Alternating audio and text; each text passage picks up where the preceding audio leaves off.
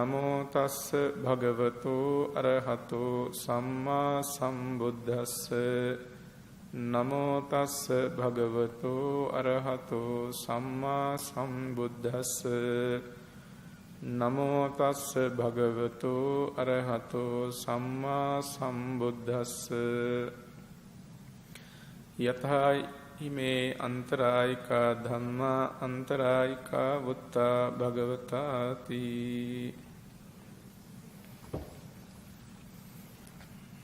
සත්පුරුෂ වාසනාවන්ත පින්වතුනි, සියලු දෙනාම සූදානම් වෙන්නේ ලෞතර බුදුරජාණන් වහන්සේ දේශනා කළ ඒ උතුම් සද්ධර්මයෙන් යම් ප්‍රදේශයක් හෝ ශ්‍රවණය කරගෙන ධර්ම ශ්‍රවණයේ මේ උදාර කුසලයක් සිදු කර ගැනීමට, ඒ වගේම ලබා ගන්නා වූ ධර්ම ඥානය තම තමන්ලගේ ජීවිතවලට යොදාගෙන ප්‍රතිපත්ති ධර්ම වශයෙන් යොදාගෙන මේ සංසාර දුකින් එතර වීම කියන මේ බලාපොරොත්තු ඇති කරගෙනයි කවුරුත් මේ ධර්ම ශ්‍රවණයට සම්බන්ධ වෙන්නේ. පින්වත්නි, අපි හොඳින්ම කල්පනා කරගන්නට ඕන, ඔබ අප හැමදෙනාම අති දීර්ඝ සංසාර ගමනක් ගෙවාගෙන එන මේ සංසාරේ ඉන්න පිරිසක්. ඉමක් කොනක් පරක් තෙරක් නොපෙනෙන අතිශයින්ම දීර්ඝ සංසාර ගමනක එන ගමන් తాවකාලිකව කෙටි කාලයකට නතර වෙච්ච පුංචි නවාතැන් පොලක් විතරයි අද අපි මේ ලබලා තියෙන මනුෂ්‍ය ජීවිතය. අපි පින්වතුනි සංසාරේ ආපු දුර අවුරුදු වලින්, අවුරුදු 100 ගණනින්, දහස් ගණනින්, ලක්ෂ ගණනින්, කෝටි ගණනකින් තබා පින්වතුනි කල්ප අසංඛ්‍ය ගණන් වලින්වත් කියන්න බැරි තරම්, සංඛ්‍යාවකින් කියන්න බැරි තරම්, කල්ප අසංඛ්‍යයි ගණනකින් කියන්න බැරි තරම් මහා දීර්ඝ ගමනක් පින්වතුනි ඔබත් අපි සියලු දෙනාම ඉපදෙමින් මැරෙමින් ඇවිල්ලා තියෙනවා. පින්වත්නි, මේ සංසාර ගමන එනකොට අපි හැමදාම අද වගේ මිනිස්සු වෙලා ඉපදිලා මේ විදිහටවත් ජීවත් වෙන්න පරිසරයක් ලැබුණා හැම නෙමෙයි. පින්වත්නි, සසර සැරිසරන කොට සත්වයෝ වැඩිපුරම උපදින්නේ සුගති වලට වඩා දුර්ගතීන් වලයි. නිරන්තරයෙන්ම කෙලෙස් ධර්මයන්ම ඇසුරු කරන නිසා පංච නීවරණ ධර්මයන්ගිම ගැවසිලා ඉන්න හින්දා මේ සත්වය වැඩිපුර කරගන්න කුසල්ද අකුසල්ද? පින්වත්නි, අකුසල්මයි කරගන්න. කලාතුරකින් නුවණ ඇති වෙලා නුවණින් මෙනෙහි කරලා කුසලයක් කරගත්තොත් මිසක් පින්වතුනි මේ අකුසලයේ නැවිලා තියෙන්නේ පාප ධර්ම පැත්තටම, මේ හිත නැවිලා තියෙන්නේ ඒ පැත්තටමයි. ඉතින් මේ දීර්ඝ සංසාර ගමන එනකොට පින්වතුනි අපි තිරිසන් සත්තු වෙලා, പ്രേත ලෝකවල ඉපදිලා, නිරේගාමි වෙලා කොයි තරම්නම් දුක් විඳින්නට ඇද්ද? අද අපි මේ විදිහට හිටියට පින්වතුනි හැමදාම මෙහෙම හිටියා එහෙම කියලා හිතන්නට එපා. ඒ දුක් විඳලා ඉවරයි කියලා එහෙම හිතා ගන්නත් එපා. මේ සසර අද අපි නිමා කරගත්තේ නැතිනම්, අදම මේ කෙලෙස් ධර්මයන් දුරු කරගත්තේ නැතිනම් පින්වතුනි හෙට දවසේදී අපි ආපහු යන්න තියෙන්නේ ඒ වගේ තැනකටම වෙන්න බැරි කමක් එහෙම නැහැ. මොකද මේ හැම තැනකටම යන්න සුදුසුකම් අපි සකස් කරගෙන තියෙනවා. පින්වතුනි, අවීචි මහා නරකේ ඉඳලා ඕන තැනකට යන්න සුදුසුකම් අපේ හිතවල තියෙනවා. හිතන්න එපා අපි මේ කුසලයෙන් උපන්නට අපේ අකුසල් ඔක්කොම නැති වෙලා ගිහිල්ලා එහෙම කියලා.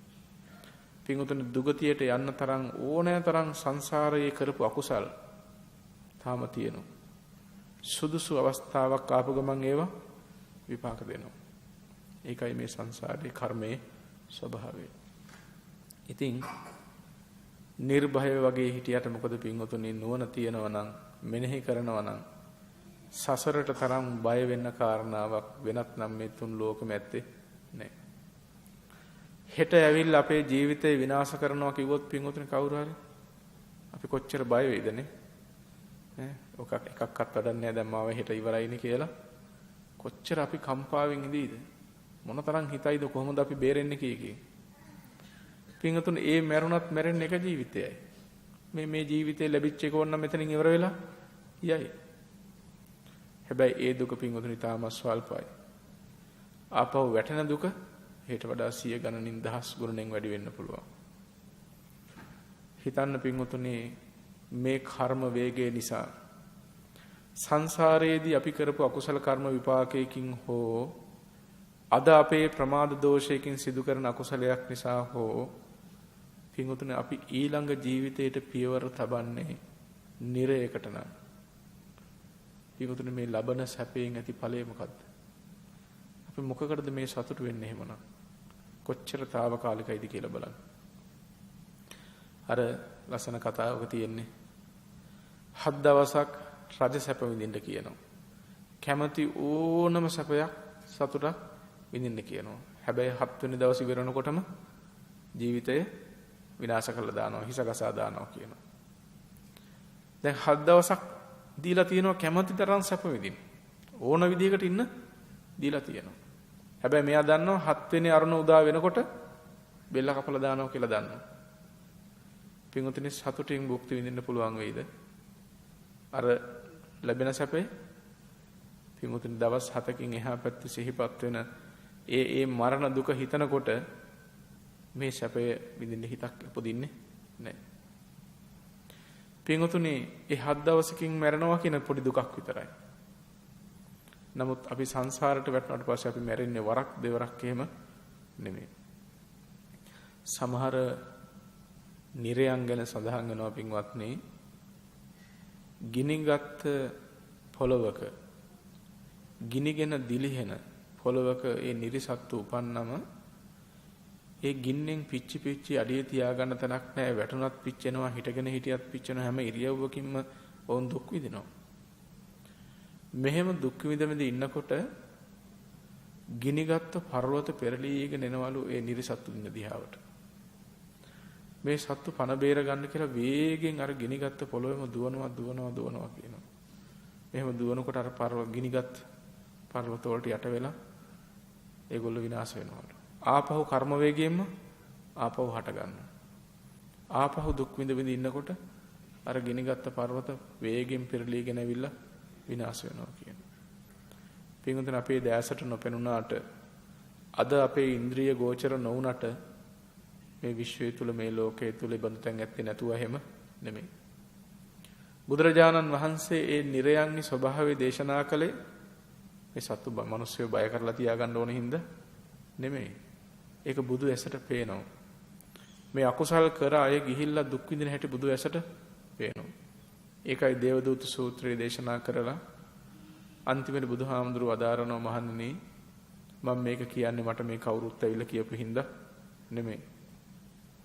මමම බුදු ඇසින් දකිනවා මේ සත්වයෝ කොච්චරනම් මේ වගේ ඉපදිලා දුක් විඳිනවාද කියලා. අවිච්ඡාදී නරක ගැන සඳහන් වෙන්නේ පින්වතුනි. ගිනිගෙන දිලිහිමින් දුන් දමමින් ගිනි ගනිමින් දුක් විඳිනකොට අවුරුදු 100,000 ගණන් කෝටි ගාණක් දුක් විඳ ඉන්නකොට පිච්චි කාලයක් ගියාට පස්සේ එක පැත්තක දොරක් ඇරිලා වගේ පේනවලු. මෙතනින් එහා පැත්තට පැන ගන්න කියලා වේගෙන් දුවනවලු. දුවනකොට හම්මස් නහර ඇට පිච්චිලා දුන් දානවා කියනවා. ඒ දොර ළඟට දිව්වට පස්සේ එතෙන්ට යන්නත් අවුරුදු 100,000 ගණක් ගත වෙනවලු. එකම තැන දුවනවලු.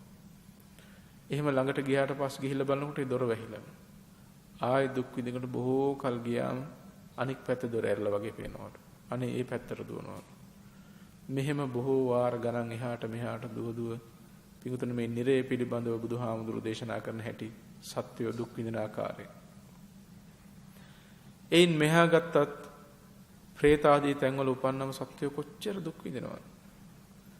හොඳට බලන්න පිඟුතුනේ പ്രേතවත් වගේ දේශනා හම්බ වෙච්ච වෙලාවක පන්සලෙන් හරි ඉල්ලගෙන කියවන්න. මේ සසර කොච්චර බය සහිත තැනක්ද? අපි මේ නොබියව ඉන්නේ අපේ මෝඩකමට නේද කියන එක ඔයගලන්ට තේරෙයි. පින්වත්නි බුද්ධාන්තර ගණන් සමහර പ്രേත වලෝකවල උපන්න සත්වය දුක් විඳින කන්න බොන්න දෙයක් නෑ. අර එක කතාවක තියෙන.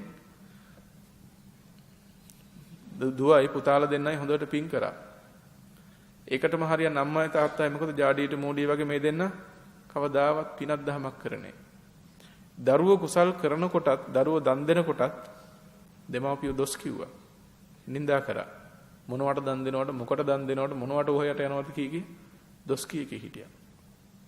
අන්තිමට මැරිලා ගිහිල්ලා මේ අම්මයි තාත්තයි දෙන්න ප්‍රේතෙක් සහ ප්‍රේතියක් වෙලා උපන්නා. අඟුරු කඳන් දෙකක් වගේ කියනවා දෙන්න. හම්මස්නහර එල්ලෙනවලු. බොහෝ දුක් විඳ විඳ ඉන්න මේ දෙන්නට කන්න බොන්න කියලා දෙයක් නැහැ. ප්‍රේතිට බඩගින්න ඉවස ගන්න බැරි වුණාට පස්සේ මුගුරක් අරගෙන ප්‍රේතයාට ගහනවා ඔළුවට. ඔළුව පළලා එහෙම ගැහුවම ගෙඩි මතුවෙලා කුණු වෙලා ලේසරව ගලන්න පටන් ගන්නවා. ඊට පස්සේ ප්‍රේති මොකද කරන්නේ? අර ලේසරව ටික බොනවා. ප්‍රේතයාට බඩගිනි වෙච්ච ගමන් ප්‍රේතයා කරන්නේ ප්‍රේතිගේ හිස පොඩි කරනවලු. පළලා දානවලු. ඊට පස්සේ ගෙඩි මතුවෙලා ලේසරව ගලන්න ගත්තාම ඒක බොනවලු. දෙන්නට දෙන්න බැනගෙන ඔවුනොවුන්ට බැනගෙන බනිමින් ඔවුනොවුන්ගේ හිස් පලා ගනිමින් දුක් විඳ විඳ යනවා කියන. බලන්න පිටුතුනේ මේ සංසාරේ ස්වභාවික හැටි. මුගලන් මහරහතන් වහන්සේ ගිජ්ජුකොට පර්වතයෙන් පල්ලෙහාට වඩිනකොට උන්වහන්සේ වෙලාවක hina පහල කරන්නේ නේද? ලක්කන හාමුදුරුවෝ ඇහුවා ඇයි ස්වාමීනි කියලා. මොකද hina වුනේ කියලා. දැන් අහන්න එපා. බුදුහාමුදුරු ඉස්සරහදී අහන්න කියනවා. බුදුරජාණන් වහන්සේ ඉස්සරහදී අහනකොට මොගලන් හාමුදුරුවෝ මොකද කියන්නේ?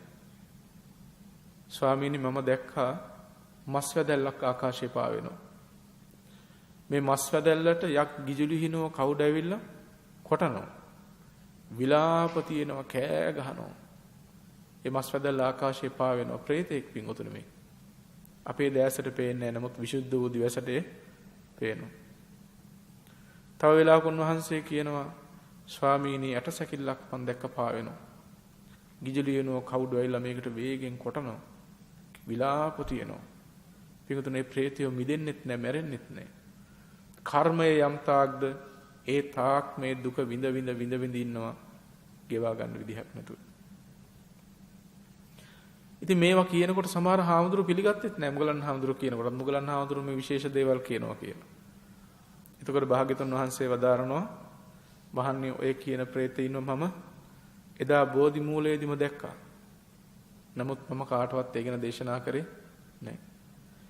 බුදුහාමුදුරුවෝ දේශනා කරනකොටත් ඔය කොහෙද වගේ දේවල් තියෙන අපිටත් පේන්න එපයි කියලා සැක කරනවා නම් ඒක ඒ අයට දීර්ඝ කාලයක් අයහපත පිණිස දුක පිණිස පවතිනවා. ඒ හින්දා මහන්නේ මම මේ තාක් ඒ ගැන ප්‍රකාශ කළේ නැහැ කියනවා.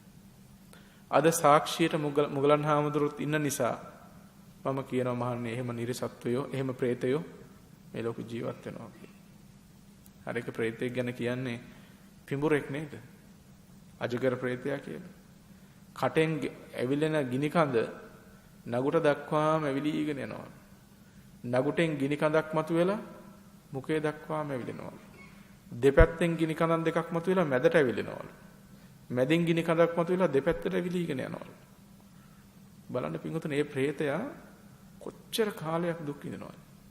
අපේ බුදුහාමුදුරන් කාලෙත් මිදුනේ නෑනේ. අසුරු සනක් නැතුව හැම වෙලාවක මේ දුක විඳ විඳ ඉන්නවා.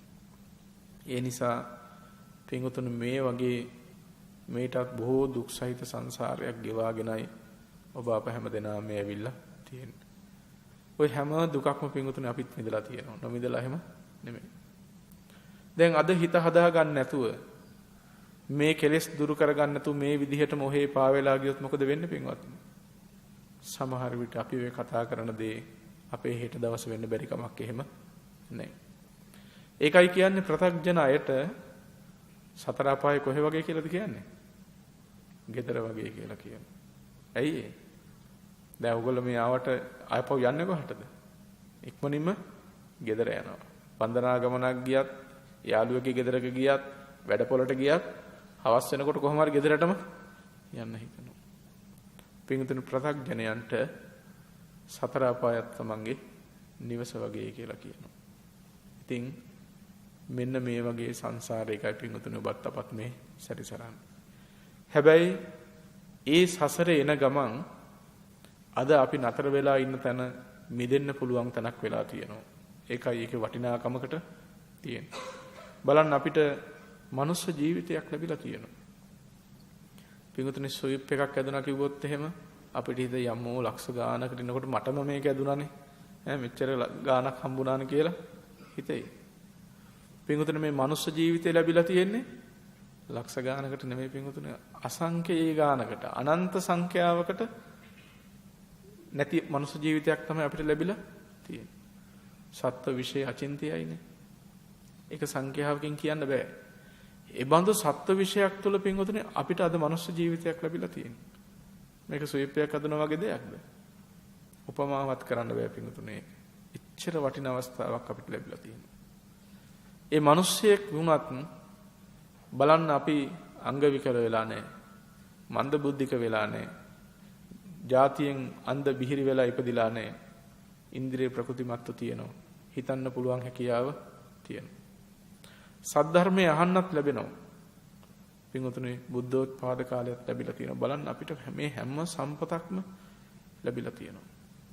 සසරෙන් මිදෙනවා නම් පින්වතුනි ආයේ මේට වඩා දෙයක් නෑ. ওই පින්වතුන්ලාට නැත්තේ පැවිද්ද විතරයි. අනික් දුර්ලභ උතුම් කාරණා සියල්ලම ලැබිලා තියෙනවා. ඉතින් මෙච්චර සම්පතක් ලැබිච්ච වෙලාවේදී මේකෙන් ප්‍රයෝජන ගන්න නැතුව ආපහු සංසාරෙටම නම් අපි යන්න හිතන්නේ. අර හිටපු තැනම හොඳයි කියලා හිතනවා නම් අවාසනාව මිසක් වෙන දෙයක් එහෙම නෙමෙයි. පින්වත්නි මහා සාගරයක වැටිලා ජීවිතයේද මරණයේද කියලා දන්නේ නැතුව දුක් විඳ ඉන්නකොට කවුරුත් බේර ගන්නත් නැහැ, ගොඩබිමකුත් හාත්පසක නැහැ. කොයි මොහොතේ ඇවිල්ලා මරලා දායිද, මැරෙයිද, ගිලෙයිද කියලා දන්නෙත් නැහැ. මෙහෙම දුක් විඳ ඉන්නකොට හොඳ රුවන් නැවක්, රත්තරන් නැවක් ළඟට ඇවිල්ලා මේකට නැගලා පණ බේර ගන්න, මේක සුව පහසුයි කියලා කියනකොට අපි ඉතින් මේ හිටපු තැනම හොඳයි ඔය නැවු නැතුවට කියලා කිව්වොත් එහෙම පින්වතුනි අවාසනාව අඥානකම මිසක් වෙන දෙයක් එහෙම නෙමෙයි. ඒ වගේම තමයි පින්වතුනි මේ අපි ප්‍රමාද වෙනවා කියලා කියන්නේ. සංසාර සාගරයේ ගිලෙමින් දුක් විඳ ඉන්නකොට රුවන් නැවක්, රත්තරන් නැවක් ලං කරා වගේ. ඒක හැමදාම තියෙන්නේ බොහොම සුළු කාලයයි තියෙන්නේ.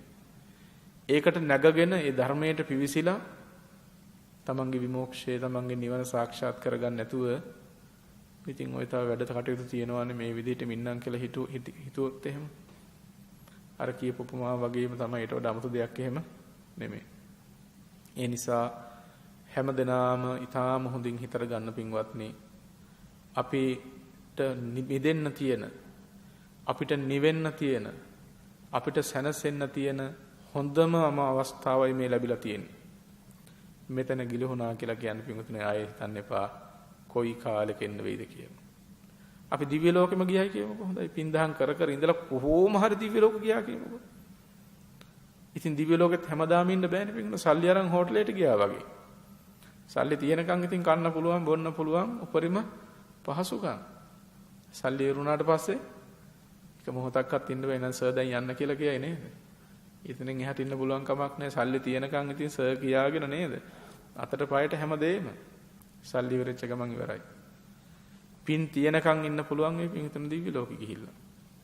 හැබැයි හැමදාම ඉන්න බෑ. අනිත් එක දෙව්ලොව ගියත් පින්තුණු දෙවියන්ටත් ඉන්න ක්‍රමයක් තියෙනවා. ඔය ඕනෝන සෙල්ලම් දාන්න බෑ දිව්‍ය ලෝකෙ ගියා කියලා.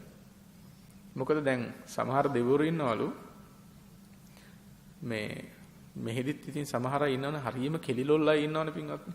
ඔය පංචකාමයන්ට බොහොම ලැබි ලොල්ලයි ඉන්නවා. හැබැයි ඔහොම හිටියට කොහොම හරි පිනක් දහමකුත් කරගන්නවා. ඉතින් මරණාසන්න මොහොතේදී අර කුසල ඉදිරිපත් වෙලා මොකද වෙන්නේ? දෙව්ලොව උපදින. උපන්නට මොකද දැන් මේ ගයාගේ ගතිය කොහමද? අරවට හරියට බැඳෙන ගතියක් තියෙන. පින්වතුනි මේ සසර හුරුව ඉදිරිපත් වෙනවා. ඒ නිසා ඇතම් දෙවියෝ දිව්‍ය සම්පත්තියෙහි ලොල් වෙලා පින්වතුනි කාමයෙන් මුසපත් වෙනවා. ඒගොල්ලෝ ඒ රාග සිතිවිලි වලින් පීඩා විඳලා දිව්‍යමය ආහාර ගන්නෙත් නැතුව ඉන්නවලු. ඔහොම ඉඳලා දෙව්ලොව ඉන්න තියෙද්දි පවා දෙව්ලොවෙන් චුත වෙලා යනවලු. ඒ නිසා එහෙ ගියයි කියලා ඔය අපි හිතන જાති කරන්න පුළුවන් කමක් නැහැ. එතන ඉන්නත් ගානක් තියෙනවා. ඒ ගාන තේරුම් අරගෙන තමයි ඉන්න වෙන්නේ. ඊළඟට බුදුහාමුදුරු දේශනා කරන මෙහෙම එකක්. දෙවියන් චුත වෙලා නැවත මිනිස්සෙක් හරි නැවත දෙවියෙක් හරි වෙලා උපදිනවා නම් මහන්නේ මේ නියපිට තියෙන පස් ටික වගේ ඊටාම සුළු දෙනෙක් විතරයි කියනවා. බුදුහාමුදුරන්ගේ නියපිටට පස් ටිකක් අරගෙන මහන්නේ මේ නියපිට තියෙන පස් ටික වගේ දෙවිය චුත වෙලා නැවත මිනිස්සෙක් හෝ දෙවියෙක් වෙලා උපදිනවා නම් නියපිට තියෙන පස් ටික වගේ කියනවා. මහ පොළොවේ පස් වගේ වැඩි දෙනෙක් චුත වෙලා කොහෙද යනවා කියන්නේ? තිරිසන් හෝ අනික් නිර්යාදි තැන් වලටයි ඒ. පින්වතුනි පංචකාමයන් උපිනෝමින් ඉන්නේ. එතෙන්ට ගිහලා බණ භාවනා කරනවා එහෙම නෙමෙයි. මෙතන කුසල් කරපු අය නම් එහෙ ගිහිල්ලා ටිකක් විරාගෙව ඉන්නවා. අර එක දෙවියෙක් කියන්නේ මේ නන්දනවනේ දැක්කේ නැත්තම් වැඩක් තියනවද කියලා අහනවනේ. ඊට සනික් දෙවියා කියන බණිනවනේ ඒකට. ඕක මොකද්ද මේ ධර්මයේ තේරුම් අරගන්න ඕන කියලා. ඉතින් ඒකින්ද කොතෙන්ට ගියත් පින්වතුනි නිවෙනකන් නම් සැනසීමක් ලබන්න පුළුවන් කමක් නැහැ. හිතේ තියෙන මේ රාග ద్వේෂ මෝහයන් සක්කාය දිට්ඨි විචිකිච්ඡා ආදී දුරු කරන කම්ම වෙනනම් සැනසෙල්ලක් නම් ලබන්න තැනක් ඇත්තේ නෑ. తాවකාලික වොන්නම් පුංචි සෑල්ලුවක් සැනසෙල්ලක් විතරක් ලබා ගන්න පුළුවන් වෙයි. ඒකින්ද බුදුහාමුදුරුව වදාරන්නේ මහන්නේ ස්වල්පෝ අසුචි යම්සේ පිළිකුල්ද මේ තුන් භවයෙන් මම පිළිකුල් කරනවා කියන. නත්ති කෝචි භවෝ නිච්ඡෝ ඉදවොත්තං මහේසිනෝ කියනවා.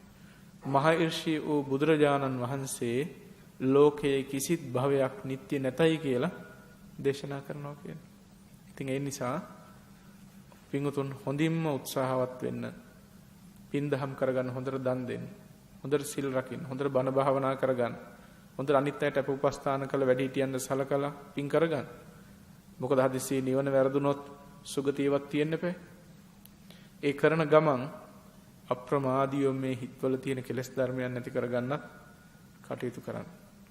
ඉතින් ඒ නිවන සාක්ෂාත් කරගන්න, හිත පිරිසිදු කරගන්න තියෙන අවස්ථාව තමයි අද අපිට මේ උදා වෙලා තියෙන්නේ. අද වැඩි වශයෙන් ඒකටයි අපි උත්සාහවත් විය යුතු වෙන්නේ. ඉතින් පින්වත්නි නිවන් දකින්නවා කියලා, ධර්මය අවබෝධ කරගන්නවා කියලා හිතන මොනවා හරි කරාට ධර්මයක් වැටහෙන්නේ නැහැ. මොනවා හරි දෙයක් කරාය කියලා නිවන් ලැබෙන්නේ නැහැ. නිවන ලැබෙන විදිහට අපි ප්‍රතිපත්ති පිරුවොත් අපිට නිවන ලැබෙයි. අපි නිවන් ලබන්න කියලා වෙන විදිහකට ප්‍රතිපත්ති පිරුවට නිවන ලැබෙන්නේ නැහැ. එළදෙනගේ බුරුලේ කිරිත් තියෙනවා. මිනිස්සයාට කිරිත් ඕනේ. හැබැයි කිරි ඕනේ කියලා අඟෙන් හෝ නගුටෙන් හෝ කිරි දවන්න ගියෝ. එයාට කිරි ලැබෙන්නේ නැහැ. එළදෙනගේ කිරි නැති නිසා නෙමෙයි. ඒ මිනිස්සයාට කිරි ඕනේ නැති නිසාත් නෙමෙයි. උත්සාහත් කරනවා. හැබැයි නුසුදුසු පරිදි කරන උත්සාහයෙන් ඔහුගේ බලාපොරොත්තු ඉෂ්ට වෙන්නේ නැහැ. සුදුසු පරිදි උත්සාහ කරනවා නම් දෙනගේ කිරි තියෙන දෙනක් ළඟට ගිහිල්ලා බුරුලෙන් කිරි දවනවා නම් එයා සුදුසු පරිදි කරන වෑයමෙන් ඔහුට අදාළ ප්‍රතිඵලය ලැබෙනවා. පින්වතුනි ඒ වගේ නිවන් දකින්න කියලා මොකක් හරි කරාට අර අන් දෙකින් කිරි දවනවා වගේ, නගුටෙන් කිරි දවනවා වගේ මොනවා හරි කරා කියලා එක හරියන්නේ නැහැ. පින්වතුනි නිවන් දකින්න මුලින්ම අපි නිවැරදිව ධර්මයේ තේරුම් අරගන්නට ඕන. සම්බුද්ධ දේශනාව පිළිවෙලට තේරුම් අරගන්න ඕන. ඔගලන් හිතනවාද බුද්ධ දේශනාවෙන් පිට කෙනෙකුට නිවන් ලබන්න පුළුවන් වෙයි කියලා? එහෙනම් ඉතින් බුදුහාමුදුරුවෝ කෙනෙක්ම ලෝකෙට එන්න ඕන, පහළ වෙන්න ඕන නෑ. පින්වතුනි මේ නිවනට තියෙන එකම මගයි. ඒකායනෝ අයම් භික්කවේ මග්ගෝ, එකම මගයි තියෙන්නේ.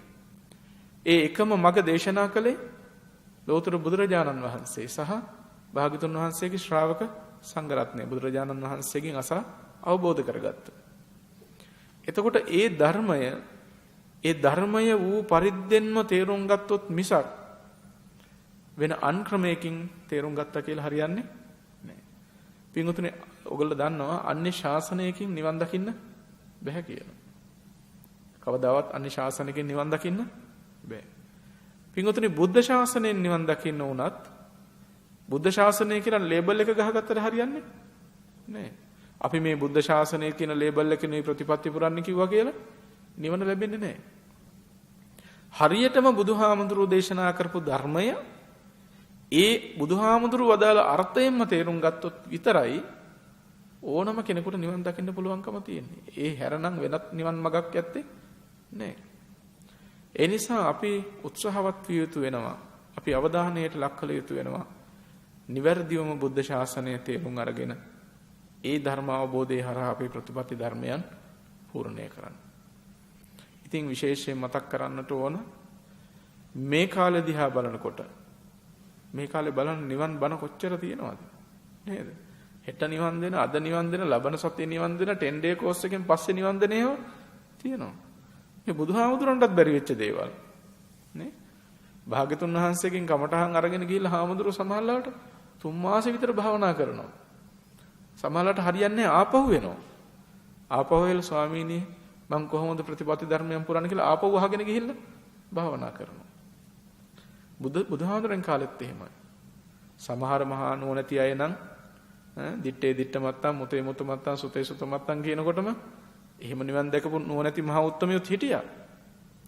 හැබැයි බොහොම දුකසේ තමයි බහුතරයක් මේ ප්‍රතිපත්ති ධර්මයන් පූර්ණය කළ බොහොම උත්සාහයෙන් නිවන් අවබෝධ කරගත්තා. අද වගේ මේ නිවන් කඩ දාලා එහෙම නිවන් ලබා දෙන්න පුළුවන් කමක් නැහැ. නිවන කියන්නේ පින්වතුනි කඩේකට ගිහිල්ලා බඩු ගන්නවා වගේ ක්ෂණිකව ගිහිල්ලා ඔන්න ගියා ඔන්න මම භාවනා කරා හුස්ම 4-5ක් ඇදලා හිටියා සමාධි වුණා ඔන්න නිවනට ගියා කියලා එහෙම වෙනවනේ. එහෙම මායාවක් මතවාදයක් දෘෂ්ටි මායාවක් එහෙම නෙමෙයි. ඒක මහා ප්‍රඥාවකින් සාක්ෂාත් කරගන්න තියෙන මහා අවබෝධයකින් මහා සංවරකමකින් කොච්චර ප්‍රතිපත්ති ධර්මයක් තියෙනවද පින්වතුනි නිර්වාණය සාක්ෂාත් කරගන්න. ඒකින්ද අපි අර මම මුලින් මතක් කළා වගේ අපි ගොඩාක් වාසනාවන්තයි පින්වත් මේ ධර්මයේ නිසි පරිදි ලැබෙන්නේ. මේ ධර්මයට හික්මෙන්න අපිට අවස්ථාව ලැබිලා තියෙනවා. හැබැයි පොදුවේ මේ කාලේ දිහා ගත්තොත් අපි ජීවත් වෙන හරිම අවාසනාවන්ත කාලෙක පින්වත්. බලන්න මේ බුද්ධ ශාසනය විනාශ කරන්න කොයි තරම් විධික්‍රම තියෙනවද? විජාතික බලවේග එහෙම් පිටින්ම මේ ශාසනය විනාශ කරන්න හදනවා. අන්‍යාගමික බලවේග එහෙන් විනාශ කරන්න හදනවා. දේශපාලන බලවේග තව පැත්තකින් විනාශ කරන්න හදනවා. කී පැත්තකින්ද බටහිර බලවේග කොච්චර එනවද? අපේ ලංකාවේ තියෙන බුද්ධ ශාසනය විනාශ කරන්න කියලා. ඔය සියලු බලවේග අස්සේ පින්වතුනි අද ක්‍රියාත්මක වෙන ඊ타ත්ම නීචම ගණේ බලවේග දිහා බැලුවොත් මේ ශාසනය ඇතුළටම ඇවිල්ලා මේ ශාසනය විනාශ කරන බලවේග ගත්තොත් ඒ අතිශයින්ම ඛේදනීයයි අතිශයින්ම භයානකයි. ඒ නිසා බෞද්ධ පින්වතුන් වුණාම හොඳ අවබෝධයකින් ඉන්න. හිතන දෙයක් කරන්න යන්න නෙමෙයි. ඇත්තටම බුදුබණ මොකද්ද කියලා තේරුම් අරගෙන ඒකට අනුව ප්‍රතිපත්ති ධර්ම පුරන්න බලන්න. අපේ රටේ ගත්තොත් බලන්න ඕගොල්ලෝ දන්න ඉතිහාසයක ඉඳලා අපි පින්වතුනි කොච්චරනම් ප්‍රශ්න වලට මුහුණ දෙන જાතියද සිංහල බෞද්ධ හැටියට ගත්තොත් එහෙම. අපේ තියෙන ජාතිකත්වය අපේ ආගම අපේ සංස්කෘතිය විනාශ කරන්න කොච්චරනම් මිලියන ගණන් බිලියන ගණන් ධනෙ වියදම් වෙන්නේ නැද්ද? කොච්චර වියදම් වෙනවද? පින්වතුනි හැබැයි ඔය මොන ප්‍රශ්න ආවත් අපි තාමත් කොහමද දෙපයින් හිටගෙන ඉන්නවා. මොන තරම් බටහිර බලවතුන් මොන තරම් විජාතිකයන් මොන තරම් අන්‍යාගමිකයන් දහස් ගණනින් වියදම් කළත් අපේ බෞද්ධයෝ කොහොම හරි හිටගෙන ඉන්නවා තාමත් දෙපයින්. පින්වතුනි ඇයි එහෙම අපිට ඉන්න පුළුවන්කම තියෙන්නේ? වෙන දෙයක් නෙමෙයි පින්වත්නි. අපි බෞද්ධකම කියන කාරණාවේදී අපි සිංහල බෞද්ධයෝ ඔක්කොම එකක් අපිට තියෙනවා. අපිට ඔක්කොටම ඉන්න එකම බුදුහාමුදුරුවෝ. එකම ත්‍රිපිටක ධර්මය අපි සියලු දෙනාටම තියෙන. එකම ශ්‍රාවක සංඝරත්නය. පින්වතුනි මේ එකම ශාසන එකම බෞද්ධකම විතරයි සිංහල බෞද්ධයාට තියෙන එකම බැඳීම පින්වතුනි ඔය ඕකෙදි විතරයි අපි එක පියවරක හිටියේ.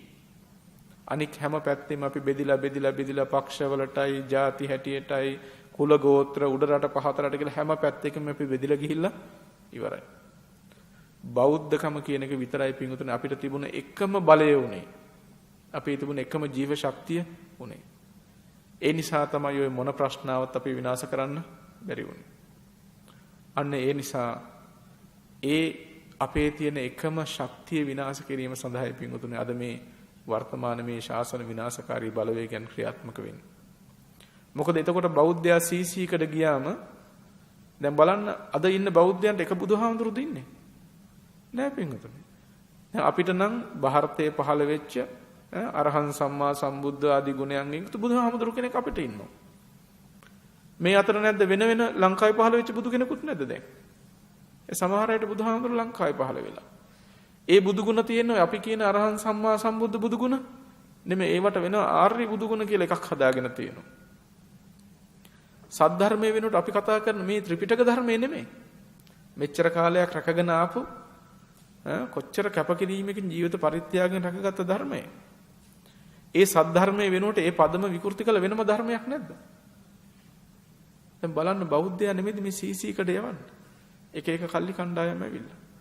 පින්වතුන් මේවට මිලියන් ගණන් විශාල ධන වියදම් වෙනවා. බෞද්ධයන්ට තේරෙන්නේ නැහැ. හැබැයි මොකද අපේ මිනිස්සුන්ට තේරෙනවා පින්වතුනි ඔය අන්‍යාගමික විලාසයෙන් ආවොත් ටක් ගාලා තේරෙනවා. නිකන් හරි ඇවිල්ලා ළමයින්ට ඔය බුදු පිළිම වගේ බිස්කට් කවන්න ගියොත් එතකොට අපේ බෞද්ධයන්ට ඔක තේරෙනවා. කාන්තාවන්ගේ ඇඳුම් වලට බුදු පින්තූර ඇඳලා එවුවම ඒවා තේරෙනවා. උළු ටික ටකරන් ටික දෙනකොට තේරෙනවා මේ එන්නේ මොකටද කියලා. හැබැයි පින්වතුනි ඇතුළතින්ම මේ රහතන් වහන්සේලා කියාගෙන ඔබට නිවන් දක්වන්න කියලා කියාගෙන නිවැරදි බුදුදහමයි මේ කියන්නේ කියලා කියාගෙන එනකොට පින්වතුනි මේවා පේන්නේ නැහැ, තේරෙන්නේ නැහැ. මොකද අපි තුලිනුයි මේ දේ මතුවෙන්නේ. පින්වතුනි හොඳටම මතක තියාගන්න යම් ජාතියක යම් සංස්කෘතියක යම් ගෝත්‍රයක ඒ ඇතුළතින්ම ඔවුන්ගේ සංස්කෘතිය ඔවුන්ගේ ජාතිය ඔවුන්ගේ ආගම විනාශ කරන වැඩපිළිවෙලක් මතු වුණොත් පින්වතුනි ඒ ජාතියේ ගෝත්‍රයේ සංස්කෘතිය පවතින්නේ නැහැ. ඕනම සංස්කෘතියක් ඒකෙන් විනාශ කරලා දාන්න පුළුවන්කම තියෙනවා. ඒ නිසා අර කඳපණුවන් වගේ කියලා අපි කියන්නේ නේද? ගහේ කොළේ පොත්තේ ගෙඩියේ ඉන්නවා නම් පණුවෝ ගොවියා දන්නවා දැක්කේ ගමන් පණුවෝ ඉන්නවා කියලා. හැබැයි කඳ ඇතුලේ ඉන්න පණුවා පින්වතුනි හොයාගන්න අමාරුයි. මේ ඇතුළතින්ම විනාශ කළා දානවා. හරය සම්පූර්ණයෙන්ම නැති කරලා දානවා. විනාශ වුණාට පස්සේ තමයි තේරෙන්නේ ඇතුලේ කඳ පණුවෙක් ඉඳලා තියෙනවා කියලා.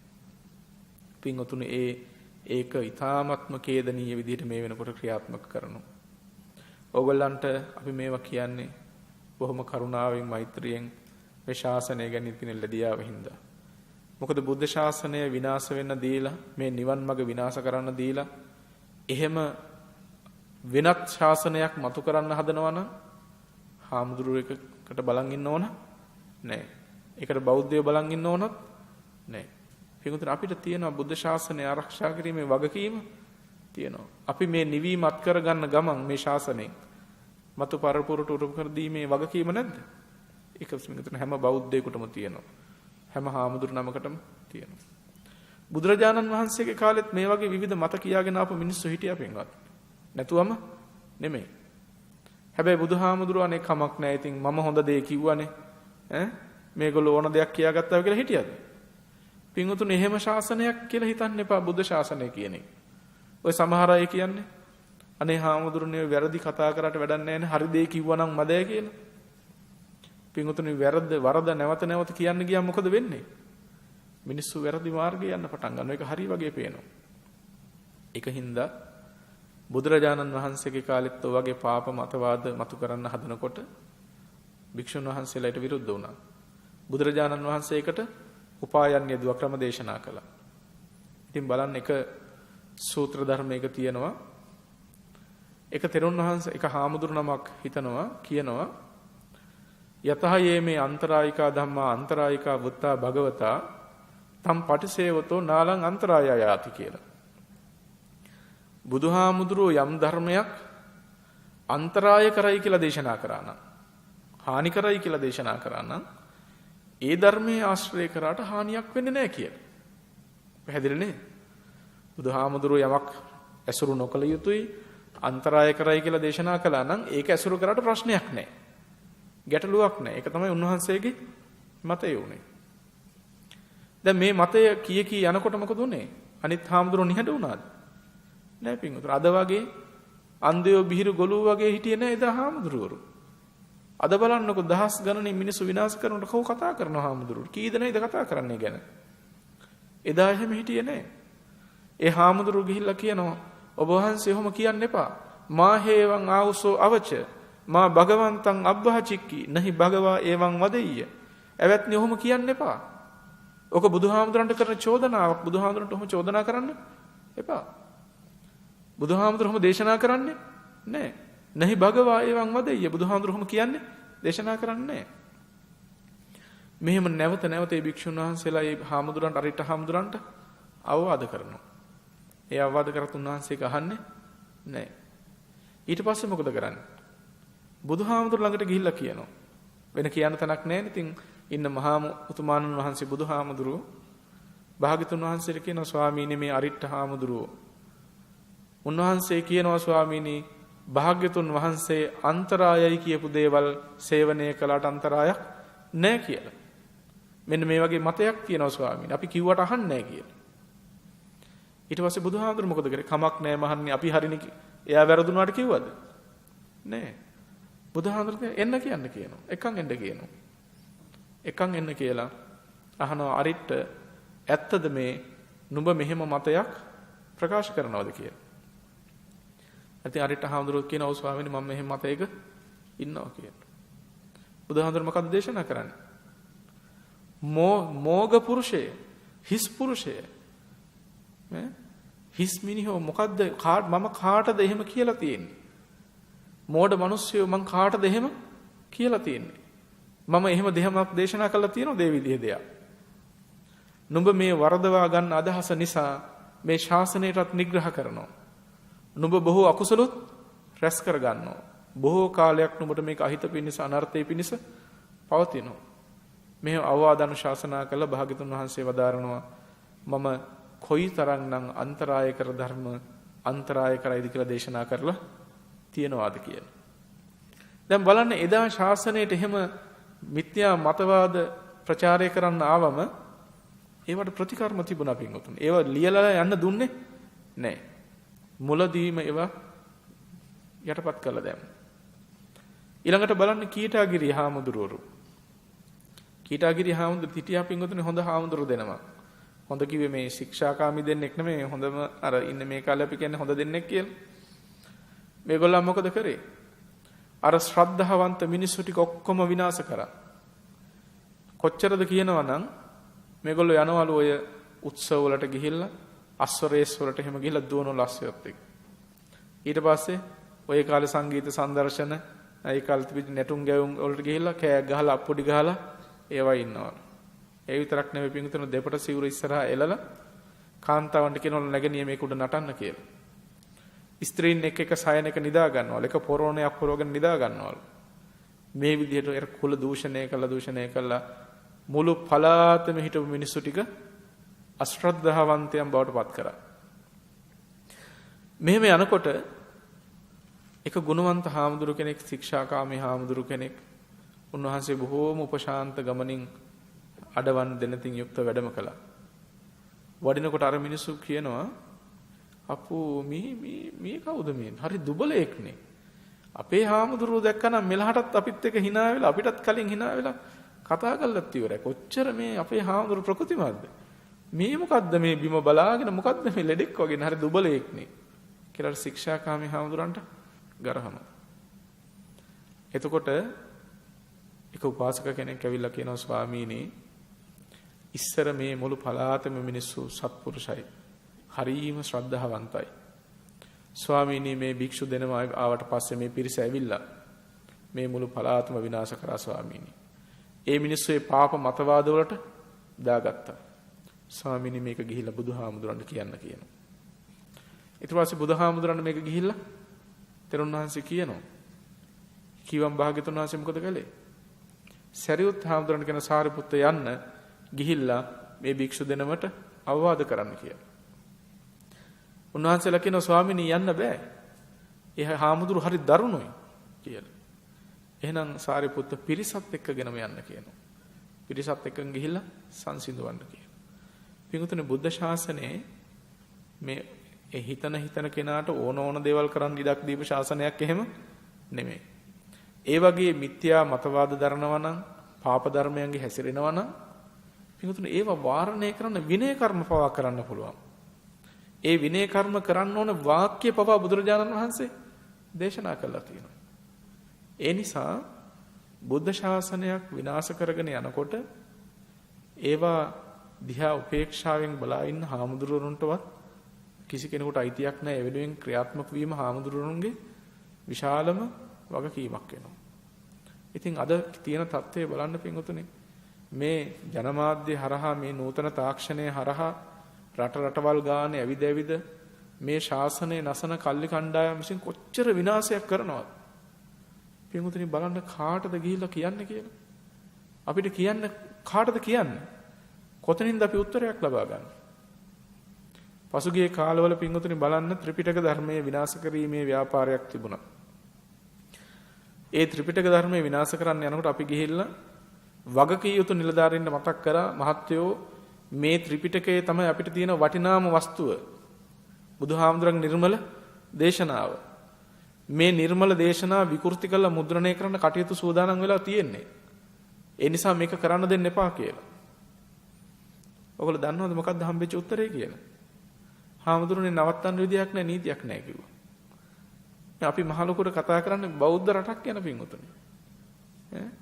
මේ සංස්කෘතිය බිහි කරපු මේ රටක් ලංකාවක් බවට පත් කරපු ප්‍රධානම ආගම ගැන මේ කතා කරන්නේ.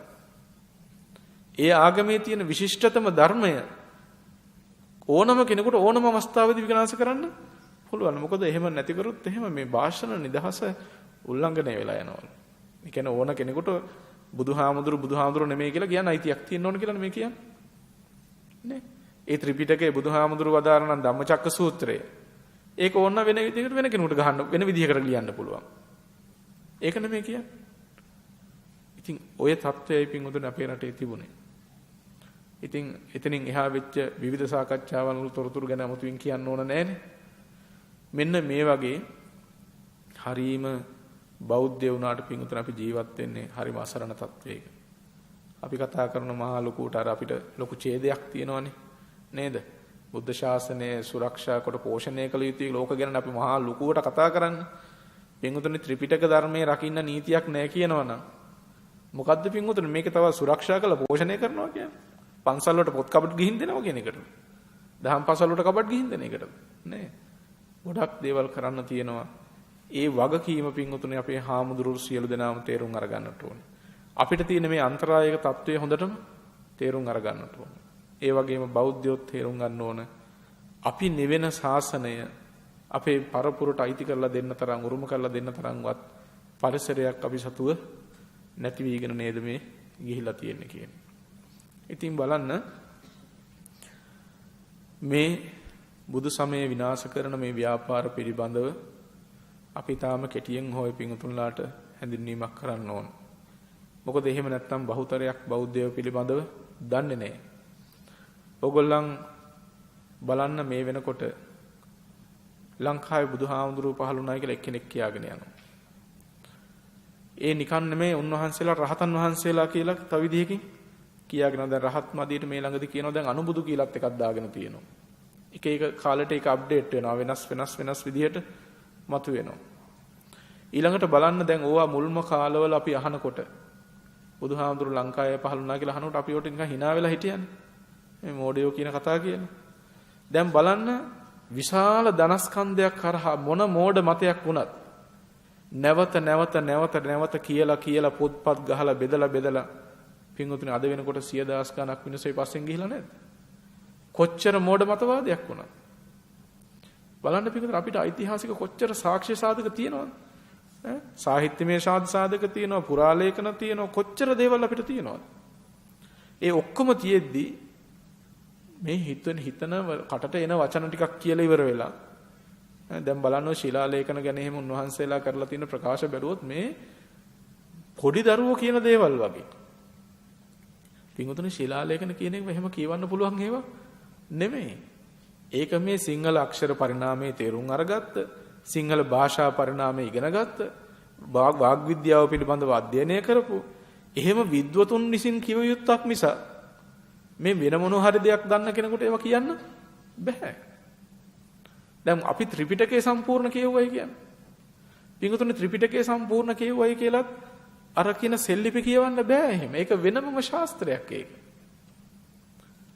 දැන් බලන්න කෙනෙකුට පුළුවන් වෙයි ඕන නම් කෘෂිකර්මයේ සම්බන්ධ ඉගෙනගෙන ඉහළටම යන්න. හැබැයි එයා දන්නවද වෛද්‍ය විද්‍යාව සම්බන්ධයෙන්?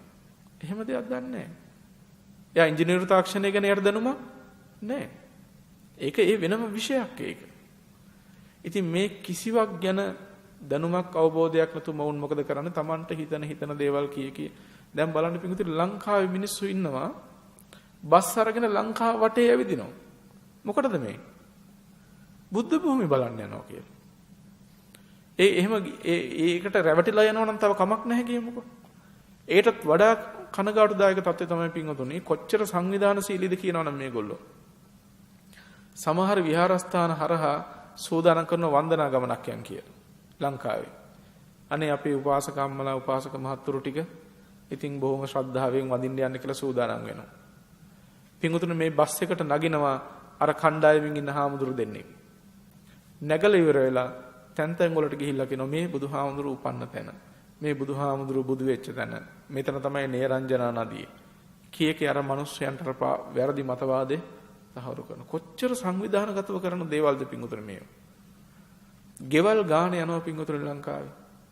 අර ඔය ඡන්දකාලට අපි ඔය දේශපාලඥයෝ කැන්වසින් යන්නේ. ඒ වගේ. ගෙවල් ගාන ගිහිල්ලා පොත්පත් ටික බෙදනවා. ගෙදර කවුරුත් හිටියේ නැත්නම් දොර යටින් DVD එක දාලා එනවා ආවට පස්සේ අහන්න.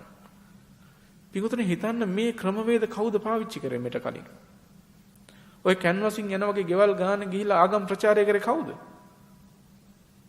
හාමුදුරු කරපුවාද? බෞද්ධය කරපුවාද? මේ ශාසන ඉතිහාසයේ තිබිච්චාද අඩුමතරම්? නෑ පිටුතුනේ අන්‍යාගමික කරන ව්‍යාපෘතින් ඒවා. ඒ ව්‍යාපෘති ක්‍රියාත්මක උනේ එහෙමයි. ඒකම වෙනස් මොහොනවරකින් ක්‍රියාත්මක කරගෙන මේ විදිහට. ඉතින් බලන්න මේවා ගැන අපේ බෞද්ධයන්ට කතා කරන්න හිතුනම ඔවුන්ව බය කරනවා. අම්මෝ රහතන් වහන්සේලාට මොනවා හරි කියලා පව් පුරව ගන්නපම උන්වහන්සේලා රහත් වෙලා ඉන්නේ ආර්ය උපවාදයට හසු වෙයි කියලා. පින්වතුනි ඕගොල්ලෝ හොඳටම තේරුම් අරගන්න ආර්ය උපවාදය කියන්නේ ආර්යයන් වහන්සේලාට නිග්‍රහ කරන එක. සරියුත් මුගලන් හාමුදුරුවෝ ආනන්දනන්ද රාහුල මහරහතන් වහන්සේලා පින්වතුනි මේ ආර්යයන් වහන්සේලා කොහෙවත් ඉන්න හිස් පුරුෂයෙක් සිවුරක් පරවගෙන මොනවා හරි බේගල් අද බෑවා කියලා පින්වතුනි ආර්යයන් වහන්සේ නමක් වෙන්නේ නැහැ. මම ඔයගලන්ට පුංචි කාරණාවක් කියන්නම්. බලන්න පසුගිය කාලේ ওই ලංකාවේ බුදුහාමුදුරුවෝ පහළ වුණා කියන පුද්ගලයා අපි කැමති නැහැ ඒ වගේට හාමුදුරුවෝ කියලාවත් කියන්න. මේ පුද්ගලයා කියනවා බෝධිසත්වයන් උපන්න ඉපදිලා දවස් 7ක් ගියාට පස්සේ මහාමායා දේවිය කලුරිය කරා කියලා අපි කියන්නේ නේද? අපේ බණ පොත්වල තියෙන එහෙමයි. ඇයි ඒ? ඇයිගේ ප්‍රාර්ථනාව තිබුණේ ඒකයි. බෝධිසත්වයන් වහන්සේ නමක් ලෝකෙට බිහි කරන්න. ඊට පස්සේ ඒ මව්ගැබ ඒ දරුගැබ තවත් දරුවෙකුට සුදුසු නෑ. ඒ නිසා ඒ කලුරිය කළා. ඒක ලෝක ධර්මතාවයක් හැටියට සිදු වුණා. ඒ සුගතිය උපන්නා. ඒක කවුරුත් දන්න බණ පොතපතේ තියෙන සත්‍ය తත්වය. දැන් මොහු කියනවා දවස් 7කින් බෝධිසත්වයෝ බිහි කරාම දවස් 7කින් ඒ මහාමායා දේවිය කලුරිය කළා කිව්වොත් ඒ බෝධිසත්වෙන්න කියන්න වෙනවලු මව් මරා උපන් කුමරා කියලා. පින්වතුනි බලන්න මෙහෙම වගේ නීච ප්‍රකාශ කරන්න පුළුවන් ද රහතන් වහන්සේ නමකට තබා අඩුම තරමේ ගමක ඉන්න මාළු ඇල්ලන මිනිස්සෙක් මේ කතාව කියයි කියලා හිතනවාද? පින්වතුනි මාළු ඇල්ලුවත් ඒ මිනිස්සයා බුදුහාමුදුරුවෝ කියනකොට මහා ගෞරවයෙන් ඉන්නේ. පින්වතුනි බෝධිසත්වයන් වහන්සේත් පැත්තකින් තියන්නේ. මහාමායා දේවියත් පැත්තකින් තියන්නේ. කොහේ හරි පුංචි දරුවෙක් පින්වතුනි මේ ලෝකෙට බිහි වුණොත් කොතනක හරි අනේ ඒ දරුවා උපන්නට පස්සේ ඒ අම්මා නැති වුණොත් එහෙම පින්වතුනි මනුස්සකමක් තියෙන කෙනෙක් කියයිද මේ දරුවට මව් මරා උපන්න කුමරෙක් කියලා? මේ ළමයා මේ අම්මා මරාගෙන උපන්න කෙනෙක් කියලා මනුස්සකමක් පින්වතුනි හදවතේ යන්තමක ගෑවිච්ච මනුස්සකමක් තියෙන කෙනෙක් කියයිද අර පුංචි දරුවාට? පින්වතුනි හැදියාවක් තියෙන ශික්ෂණයක් තියෙන ආචාර ධර්මයක් තියෙන හදවත පින්වතුනි උතුරු මිනිස්දම් නෙමෙයි ආර්ය ගුණ නෙමෙයි සාමාන්‍ය මිනිස්කමක් පින්වතුනි හදවතේ ගෑවිලාවක් තියෙනවා නම් නිකන් උපන්න පොඩි දරුවෙකුටත් ඔහොම කියන්නේ. ඒ දරුවා සෙනෙහසෙන් රැක බලා ගන්න හදනවා මිසක් මේ මව් මරා උපන්න එකෙක් කියලා කියයිද? එහෙම කියන්නේ. පින්වතුනි එහෙව් එකේ මේ ලෝකේ පහළ වෙච්ච පරම ශ්‍රේෂ්ඨ බුදුහාමුදුරු වෙනුවෙන් යම් පාපතර ප්‍රකාශයක් එහෙම කරන්න පුළුවන් නම් පින්වතුනි ඒ හිතේ தત્ත්වය මොකක්ද කියලා ඔයගලන්ට හිතා ගන්න පුළුවන්. ආර්ය භාවය තියන්න පින්වතුනි මනුස්සකමක් කෙනෙකුට තියන්න නම් එහෙම කියන්න පුළුවන් වෙයි. අපි කතා කරන අර මම මුලින්ම සඳහන් කළ පින්වතුනි අපි දන්නවා අපි ඔය පින්ඩපාත එහෙම යනකොට සමහරලාට මිනිස්සු මාළු අල්ලන මිනිස්සු ඔය උදේ පාන්දර පින්ඩපාත යනකොට එනවා. පින්වතුනි අපි ඔය දැක්කට පස්සේ අර මාළු කඩ එල්ලගෙන එන මිනිස්සයා කැලේට යනවා පින්වතුනි. සයිකලෙත් අල්ලු කරගෙන. මේ සිවුර දැක්කම මේ මිනිස්සේ අර විදිහට ඉන්න කැමති නෑ. ඒ මිනිස්යාගේ තියෙන ගුණය බලන්න. මේ සිවුර දැකලා. නමුත් බුදුහාමුදුරු වෙනුවෙන් අරම hina වෙවි වාචාලකමට කෙනෙකුට කියන්න පුළුවන් නම්. ඊළඟට මහා මායා දේවිය කලුලිය කළා නෙමෙයි. එය ලිංග පරිවර්තනයක් වෙලා පුරුෂයෙක් බවට පත් වුණා. ඊට පස්සේ තව 30 දෙනෙක් තව පිරිසක් එක පොළොව යට ගුහාවකට දැම්මා. ඒ ගුහාව තියෙන ඇඹිලි පිටියේ පැත්තේ. පින්වතුනි මෙහෙම කියන්න පුළුවන්ද මේක එක්කෝ මානසික රෝගයක්. එහෙම නැත්නම් හදවතක කිසිම ගුණයක් නැති තත්වයක් නෙමෙයි. සැබවින්ම පින්වතුනි මානසික රෝගයකට වඩා තියෙන්නේ ඔවුන් සිදු කරන්නේ ඔවුන්ගේ කොන්ත්‍රාත්තුව. ඒගොල්ලන්ට අවශ්‍යයි බෞද්ධයා කියන කෙනා තුළ මේ තියෙන හැඟීම දුරු කරන්න, විනාශ කරන්න. බුදුහාමුදුරුවෝ කෙරෙහි ධර්මයේ සංඝයා කෙරෙහි තියෙන මේ ගෞරවය විනාශ කරන්න අවශ්‍යයි. තමන් රහතන් වහන්සේලා හැටියට පෙනී සිටිනවා. අර හෙන්චයිලා ටිකක් වගේ පිරිසක් දාගෙන ඒගොල්ලන් කතා කරන්නේ කොහොමද? අරිහතුන් වහන්සේ කියාගෙන කතා කරන්නේ. ඇයි පින්වතුනි මොකද්ද මේ කරන්නේ? සමාජයට රහතන් වහන්සේ නමක් තුල තියෙන උත්තරීතර හැඟීම පින්වතුනි වේගයෙන් කිලිටි කරලා දානවා. ඕගොල්ලෝ පින්වතුනි ඕගොල්ලන්ට රහතන් වහන්සේ නමක් කියනකොට සරියොත් මොගලන් හාමුදුරුවෝ නෙමෙයිද සිහිපත් වෙන්නේ? ඒ මහා උපශාන්ත මහා සංසුන් චරිත නෙමෙයිද සිහිපත් වෙන්නේ? හැබැයි බලන්න ඔය බණ අහන්න යන ඒ දෙමව්පියන්ගේ ඒ දරුවන්ට ඒගොල්ලන්ට රහතන් වහන්සේ නමක් කිව්වොත් කවුද සිහිපත් වෙන්නේ? පින්වතුනි වාචාලකම් දොඩවන බුද්ධ ආදී ආර්යයන්ට ගරහන මේ වගේ පහත් චරිත නෙමෙයිද මතක් වෙන්නේ? බලන්න ඒ තියෙන ගෞරවය මේ ශාසනයේ තියෙන විශේෂතාවය විශේෂ චරිතයන් හානි කළා විනාශ කළා දාන හැටි. ඊළඟට අනිත් පැත්තෙන් ත්‍රිපිටක ධර්මයේ සම්පූර්ණයෙන්ම විකෘති කරනවා. බණ පදවල තියෙන අර්ථය නෙමෙයි වෙන අර්ථයක් කියනවා. ධර්ම පද වෙනස් කරනවා. දැන් බලන්න ඔය අනිච්ච කියන ඒවා වෙනස් කරන්නේ කොහොමද? ඒවට අනිච්ච කියලා වෙනස් අකුරු ලියනවා.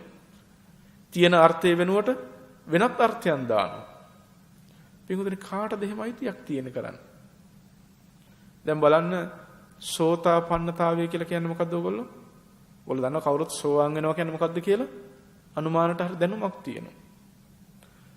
දැන් බුදුහාමුදුරුවෝ අහනවා දවසක් සරියුත් හාමුදුරන්ගෙන් සාරිපුත්ත සෝතේ කියලා කියන්නේ මොකටද කියලා. උන්වහන්සේ කියන ස්වාමීනි ආර්ය අෂ්ටාංගික මාර්ගයට. බුදුහාමුදුරුවෝ සාදු සාදු කියලා එක සාදුකාර දීලා අනුමත කරනවා. සාරිපුත්ත සෝතාපන්න කියන්නේ මොකද්ද කියලා අහනවා. ස්වාමීනි ඒ ආර්ය අෂ්ටාංගික මාර්ගයකට යමෙක් පැමිණෙනවද? මේකට සෝතාපන්නයි කියනවා. ඒතර බුදුහාමුදුරේකටත් සාදු සාදු කියලා අනුමත කරනවා. දැන් භාග්‍යවතුන් වහන්සේ සාදුකාර දෙදී අනුමත කරේ මොකද්ද? ආර්ය අෂ්ටාංගික මාර්ගය තමයි සෝතේ. ඒකට පැමිණීම සෝතාපන්නයි කියන්නේ. දැන් මේ අද මේ අලුතෙන් විහිදී යන කල්ලි කියන්නේ කොහොමද? සෝත කියන්නේ කනට. ඒක සෝත විඥානය කියලාත් කියනවනේ. නේද? ඒතර කන. ආපන්න කියන්නේ පැමිණෙනවා. සෝතාපන්නයි කියන්නේ කනට පැමිණෙනවා. හැබැයි නිකන් අයකින් පැමුණුනාට හරියන්නේ නැහැ. ආර්යයන් වහන්සේ නමක්ගේ කටහඬින්ම මේ බණ ටික කනට එන්න ඕන. දැන් එතකොට කට්ටියට ප්‍රශ්නයක් එනවා. දැන් අපි නිවන් දකින්නේ කාගෙන් බණ අහලාද කියලා. එතකොට කියනවා මොකද උත්තරේ? අය රහතන් වහන්සේලා ටිකක් වෙනම පිරිසක් ඇවිල්ලා ඉන්නවනේ. මේගොල්ලන්ගෙන් බණ ඇහුවනකොට ඒ මාර්ගඵල ලාභීන්ගේ කටහඬින් කියන බණ කනට පැමිණුනාම අන්න එතකොට තමයි සෝවාන් වෙන්නේ. එතකොට ඉතින් පන්සලේ බණ අහලා සෝවාන් වෙන්න බෑ. ආරණ්‍යයෙන් බණ අහලා සෝවාන් වෙන්න බෑ. අසුපුවෙන් බණ අහලා සෝවාන් වෙන්න බෑ. මොකද ඒ හාමුදුරු රහත් කියාගත්ත කෙනෙක් නෑනේ කොහෙවත්. මේ රහතන් වහන්සේලා සෙට් එකකින් බණ අහලා තමයි සෝවාන් වෙන්න පුළුවන්. දැන් බලන්න මේ මෙහෙම කිව්වම අර බුදුරජාණන් වහන්සේ සාදුකාර දිදී අනුමත කරපු දේ නෙමෙයි පිංගුතුන් ප්‍රතික්ෂේප කරන්නේ.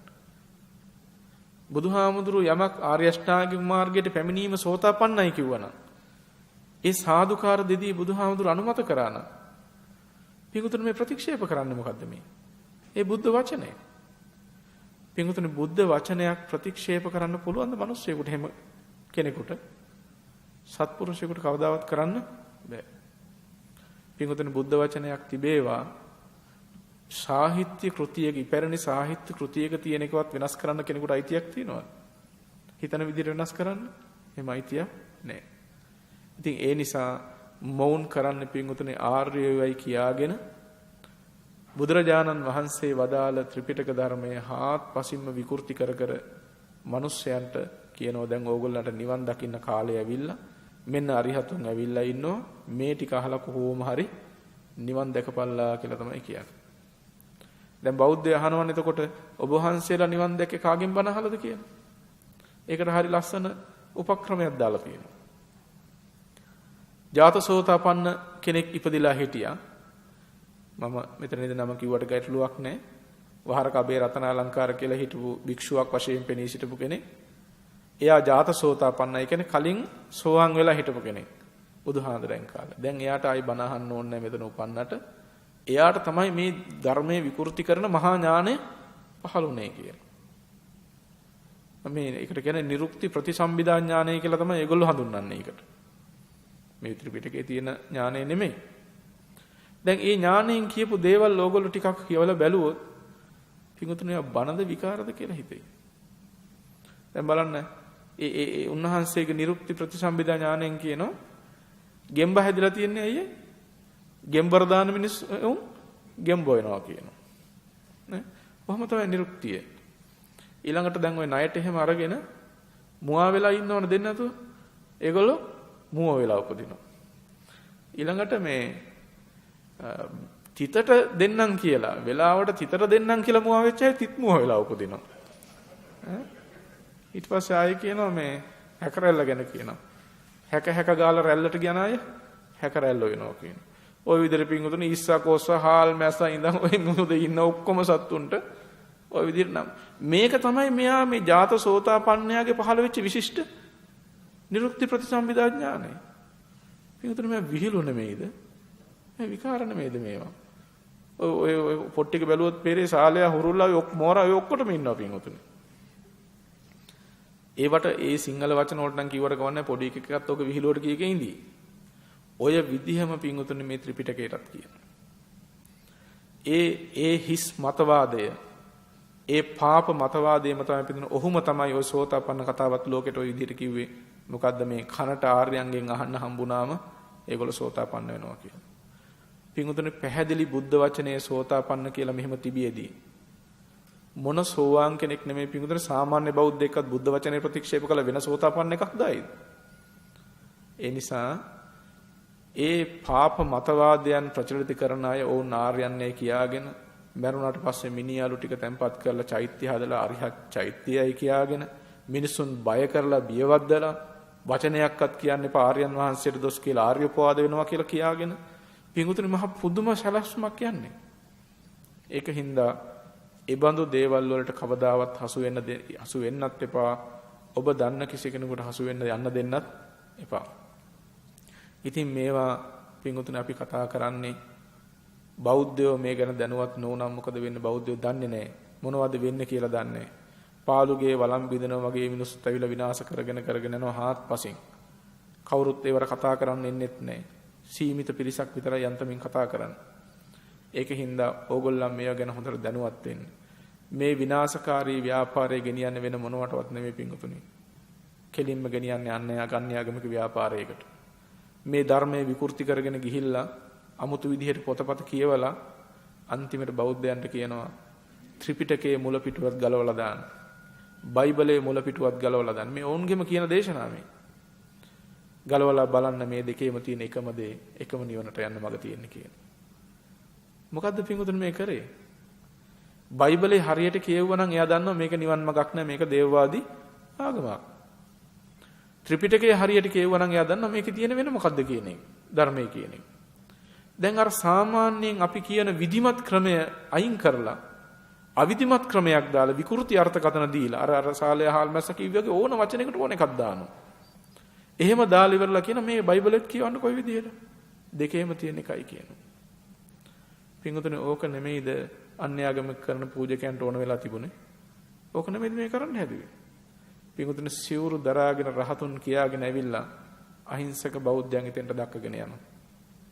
මම දැක්ක එක දේශනාවකදී කියනවා ත්‍රිපිටකයේ දීර්ඝව තියෙන මේ විස්තරේ බයිබලයේ ෂෝට් නෝට් එක තියෙනවා කියලා මේකම. දැන් අපි වැඩිපුර තරුණයෝ බලන්නේ දීර්ඝ විස්තරද ෂෝට් නෝට් එකද? ෂෝට් නෝට් එක බලන්නේ කියන්නේ ත්‍රිපිටකයේ දීර්ඝව තියෙන එක බයිබලෙන් කෙටියෙන් බලා ගන්න පුළුවන්. ඊළඟට කියනවා ජේසුස් වහන්සේලා වැනි බෝධිසත්වයෝ තමයි ලෝකේ තියෙන හොඳ නරක කියලා දීලා තියෙන්නේ. බුදුහාමුදුරුවෝ දේශනා කළා නෑ. බුදුහාමුදුරුවෝ බණ කිව්වේ නිවන් දකින්නම විතරයිලු. ලෝකේ කියන හොඳ නරක කියලා නෑලු. ලෝකේ තියෙන හොඳ නරක දේශනා කළේ කවුද? ජේසුස් වහන්සේලා වෙන බෝධිසත්වයන් වහන්සේලා. දැන් එතකොට ලෝකේ තියෙන යහපත් දේ ඉගෙන ගන්න කොතෙන්ද යන්න වෙන්නේ? බයිබලයේ කියවන්නයි වෙන්නේ. මොකද ත්‍රිපිටකය එහෙම නෙමෙයි. පින්වතුනි මෙන්න මේ වගේ ඊ타මත්ම නීච විදිහට ඔය අරිහතුන් වහන්සේලා කියාගෙන ලංකාවේ මහ පුදුම විදිහට මේවා ක්‍රියාත්මක වෙනවා. පසුගිය කාලේ මල්වතු මහානායක හාමුදුරු ළඟට ඇවිල්ලා සමාව අරගෙන ආයෙ වැරදි කරන්නේ නැහැ කියලා කියපු පුද්ගලයා දෙතුන් දෙනෙක් ඔයගොල්ලෝ දකින්න නැති. හැබැයි ඒවා මේ වෙනකොට නතර වෙලා එහෙම නැහැ. පින්වතුනි මිනිස්සු 5000ක් විතර ගෙන්නනවා. විවිධ දිස්ත්‍රික් වලට පින්වතුනි මේ සුඛෝභෝගී බස් දාලා ඒ බස් වලින් වැඩසටහන් වලට ගෙන්නනවා. බුක් කරලා එන්න පුළුවන් ඒගොල්ලන්ගේ දේශන අහන්න කියලා. අහන්න ආවට පස්සේ කියන්නේ සංසාරයෙන් මිදෙන්න, තණ්හාවෙන් මිදෙන්න, අතහරින්න ඔක්කොම අතහරින්න. මෙහෙම කියාගෙන ඇවිල්ලා ක්‍රමානුකූලව ත්‍රිපිටකයත් වෙනස් කරලා ඉන්නේ කොතෙන්ද? අන්තිමට කියනවා මේ ජේසුස් වහන්සේලා වෙන බෝධිසත්වයෝ තමයි ලෝකේ හොඳ නරක කියලා තියෙන්නේ. බුදුහාමුදුරුවෝ නිවන් දකින්නමයි කියලා තියෙන. ඕගොල්ලෝ නිවන් දකින්න බලන්න. අපේ අයටත් ඉතින් හරි ෂෝ. ඒ බුදුහාමුදුරුවෝ ලොකු මේක කියලා තියෙන්නේ. ජේසුස් කියලා තියෙන භාගයකනේ. හැබැයි මිනිස්සු ජීවත් වෙන්නේ කොහෙද? සාමාන්‍ය ලෝකේ. මිනිස්සුන්ට කොතැනද කියලා තේරුම් ගන්න වෙන්නේ ඊට පස්සේ. බයිබලයට තමයි අන්තිම මිනිස්සුන්ව යමු වෙන්නේ. මොකද සාමාන්‍ය ලෝකයා ජීවත් වෙන්නේ සාමාන්‍ය තලයේ. ඉතින් එහෙනම් මේ බුද්ධ ශාසනයේට සමන්ත පරිපූර්ණ ශාසනයක් කියන්න ඕන නෑ. බුදුහාමුදුරන්ට දේශනා කරන්න වෙන්නේ නිවන නම් මගෙන් ගන්න, ලෝකේ හොඳට ඉන්න නම් ජේසුස් වහන්සේගෙන් ලබා ගන්න කියලා. ඕක නෙමෙයි කියන්නේ. ඒතර සිංහාලෝවාද සූත්‍ර මේවා බුදුහාමුදුරු දේශනා කරලා නෑ. බලන්න පින්වතුනි කොතෙන්ද මේ අපේ මිනිස්සුන්ගේ ක්‍රමානුකූලව දක්වන්නේ. අවාසනාවට වගේ අපේ බෞද්ධයන්ට මේවා තේරුම් ගන්න ඕන කමකුත් නැහැ. අර පාප මතවාද එහෙම පිටින්ම ඔලුවට දාගෙන ඒවම ගිලගෙන ඒවම ගැලී වාසය කරනවා. ඉතින් මිනිස්සු ඇත්තටම මෝහණයකට වගේ දෙයකටපත් කරනවා. භාවනා කරන්න කියලා ගෙන්නලා ඒගොල්ලන්ව ඉතාමත්ම පහත් විදිහට මෝහණයකට ලක් කරනවා. ඒගොල්ලෝ දන්නේ නැහැ මොකද වෙන්නේ කියලා දන්නේ. එක මිනිස්සෙක් කියනවා භාවනා කරලා මේ ආර්ය ධ්‍යානය ලබාගෙන ඒගොල්ලෝ ළඟට ගිහිල්ලා වාහනේ යන ගමන් මෙයාට මතක නැහැ ගෙදර. යාළුවෙකුට කතා කරලා අහනවලු මේ අපේ ගෙදරට යන පාර මොකද්ද කියලා. මොකද මෙයාගේ ආර්ය ධ්‍යානයේ හින්දා මතක නැහැ. බලන්න පිටුතර මොකද්ද මේ කතා කරන තත්ත්වය කියලා. තව දැන් ওই ලංකාවේ දොස්තර මහත්තයෙක් ගැන කියන ඔය ධ්‍යානය ලබාගෙන ඇවිල්ලා නෝනට ඇවිල්ලා හුද්දටම ගහලා මේ මිනිස්සයාට. ලේ එනකම්ම ගහලා. ඇයි? මේ මිනිස්සයාගේ මේ හන්දියක් ගන්න රාග ద్వේෂ මොහ හිර වෙලා තියෙනවා. කෙලස් හිර වෙලා මේව බුරුල් වෙන්න කියලා. ඉතින් මේ පින්වතුනි ওই දොස්තර මහත් මේ සත්‍ය කතා පින්වතුනි මේ. බලන්න මේ මිනිස්සු කොතෙන්ටද මේ දක්කගෙන යන්නේ කියලා. මොන විනාශයකටද කියලා. ඒ මානසික විකෘතීන් නැවත ආශේවනය කෙරෙව්වට පස්සේ ඒව ගලව ගන්නවා කියන එක ලේසි නැහැ. ඒ නිසා පින්වතුනි මේ ඛේදනීය තත්වයෙන් අපි බුද්ධ ශාසනය අද බේර ගන්නට තියෙනවා. ඔබට අපට විශාල වගකීමක් තියෙනවා. මේ ශාසනයෙන් අපි නිවීමත් කරගන්න ගමන්ම මතු පරපුරටත් ඒ නිවන දායාද කොට දීමේ වගකීම තියෙනවා. ඉතින් අපි බොහොම සතුටින් මතක් කරන්නට ඕන මේ බුද්ධ ශාසනය වෙනුවෙන් පින්වතුනි මේ කරන විනාශයට එරෙහිව යම් තරමකින් හරි අපිට වැඩක් කරන්න පුළුවන්කම ලැබුණා. ත්‍රිපිටකයට රැකවරණයක් තිබිච්ච නැති එකේ විභජ්‍යවාදී වැඩසටහන් වලදී නැවත ඒ විද්වත් හාමුදුරු එකතු කරගෙන නායක හාමුදුරුවෝ එකතු කරගෙන මේවා නැවත නැවත සාකච්ඡා කරලා කොහොම හරි ත්‍රිපිටකයේ ජාති කුර්මයක් බවට පත් වෙන අවස්ථාවටම මේ වර්ධනය වුණා. ඒක ලොකු ප්‍රගතියක්. බෞද්ධයන්ට යම් හරි රැකවරණයක් තියෙනවා. මම දැක්ක එකට කියලා තියෙනවා මේ බුදුහාමුදුරු ඉන්දියාවේ පහළ වෙලා ඉන්දියාවේ බණ කියපුවා කොහොමද අපේ ජාතියට උරුම කරගන්නේ කියලා. ඉතින් එහෙම එහෙනම් ඉතින් බුදුබණත් අපිට ඕනේ නැහැ නේද? අනික ජාති කුර්මයක් බවට පත් කරයි කියලා කියන්නේ පිඟුතුන එකට රැකවරණයක් ලබා දීම. ආරක්ෂාව සලසා දීම. ඒක අගය කිරීම. මිසක් මේ ඔන්න සිංහල අපිට විතරයි අදින් පස්සේ බුදුබණ අනික් අයට කියන එක එහෙම නෙමෙයි. ඒකින්ද මේ වගේ ඊටාම ලාමක දේවල් කී මිනිස්සු මොලා කර කර යනවා. ඒවට හසු වෙන්න එපා. ඔබ බොහොම බුද්ධිමත් වෙන්න. ඉතින් බලන්න බුදුහාමුදුරුවෝ එදා ඔබ අප කෙරෙහි කරුණාවෙන් ශාසනය පිහිටෙව්වා. මේ ශාසනය බොහෝ කල් පවතින අවශ්‍ය ධර්ම විනය දේශනා කළා. ඒ අතීත සංඝ පරපුර සහ බෞද්ධයෝ දිවි පරදුවට තබාගෙන මේව ආරක්ෂා කරගෙන ආවා. කොච්චර තර්ජන ගර්ජනාවත් උන්වහන්සේලා වත හැරියේ නැහැ. ජීවිතවලින් පවා ඒවට වන්දි ගෙවන්න සිද්ධ වුණා. අපේ සෝමහාමුදුරුවෝ ගත්තොත් උන්වහන්සේ කොයිතරම් යුග මෙහෙවරක් සිද්ධ කළාද. අන්තිමට ජීවිතේ මේවට ජීවිතේ පවා විනාශ වුණා. කමක් නැහැ පින්වතුනි කොහොමත් මැරෙන්නේ කරන්නේ. හැමදාම ඉන්න කවුරුත් ඉපදිලා නැහැ. නමුත් අපිට ශාසනය වෙන යමක් කරන්න තියෙනවා නම් ඒ වඩාත් හොඳම දේ අපි කළ යුතු වෙනවා. මැරෙන්න කියන එක නෙමෙයි මතක් කරන්නේ. අපි ඒ වෙනුවෙන් කැප වෙලා කටයුතු කරන්නට ඕන. බෞද්ධයෝ හැටියට ওই පිංගුතුන්ට කරන්න පුළුවන් උපරිම මට්ටමින් බුදු සසුන ආරක්ෂා කරගන්නත් උත්සාහවත් වෙන්න. ඉතින් අවසාන වශයෙන් ඒ පිළිබඳව සිහිපත් කරනවා. ඒ වගේම මේ ධර්ම දේශනාවට අතිරේකව කරුණක් සිහිපත් කරන්නට ඕන. අපි සූදානම්ව සිටිනවා මාර්තු මාසයේ සහ මැයි හෝ ජූනි මාස දෙකේ විභජ්‍යවාද වැඩසටහන් දෙකක් පවත්වන්න. මාර්තු මාසයක නම් කරන්නේ ප්‍රාදේශීය වැඩසටහනක් හැටියට මහියංගනේ. කොළඹ මාර්තු මාසේ හෝ මැයි මාසේ හෝ ජූනි මාසේ හාමුදුරුවෝ 6009ක් විතර වඩම්මලා විශාල වශයෙන් විභජ්‍යවාද වැඩසටහනක් සිදු කරන්න බලාපොරොත්තු වෙනවා. මොකද අපේ හාමුදුරුවෝ එක පියවරකට ආවොත් මේව නවත්තනවා කියන එක මහ ලොකු දේවල් එහෙම නෙමෙයි. ස්වාමින් වහන්සේලා බහුතරයක් තාම දන්නේ නැහැ. මොකද්ද මේ විනාශය කියලා. ඒ නිසා මේ වගේ අය පන්සල් වලට ගෙනලා බණත් කියවන දන්නේ නැහැ නේ උන්වහන්සේලා. දන්නව නම් කීරවත් කරන්න දෙන්නේ නැහැ. ඒ නිසා එහෙම වැඩසටහනක් කරනවා.